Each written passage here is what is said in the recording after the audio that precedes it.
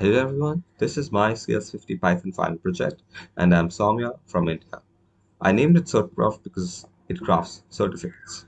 Now what exactly is it and who is it for? It is a Python-based automation tool which reads from a CSV data and generates certificates accordingly.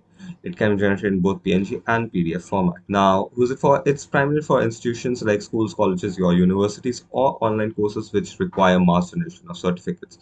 This eases out hours of manual labor. So, what are the features of this program?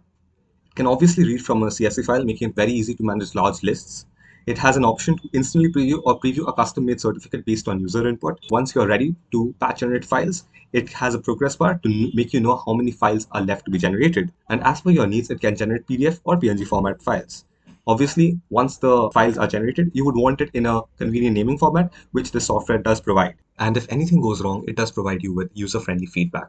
Now, how to use the software? Simply log the data in Excel, make sure the header is as is, and then you can preview. Two ways to preview. One is iPreviews, which instantly previews a ready-made certificate, and the second one is preview, which previews a custom certificate according to user input. When you run the program, you enter the file location, choose the format, and boom, you have output.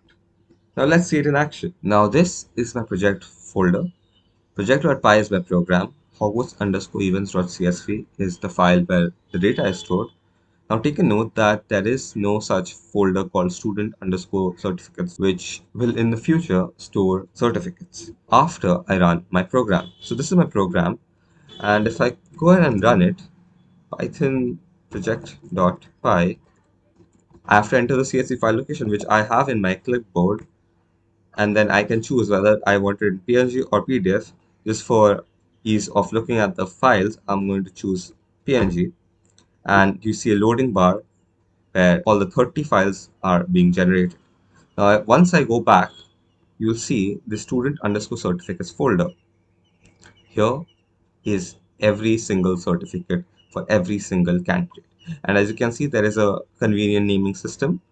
If I click here, you can see that certificates have been generated. Now, this can also be done in PDF format or PNG as shown. Now, further, I can show the preview feature, which looks like this. If I just run my program and type in iPreview, you see an instant preview certificate.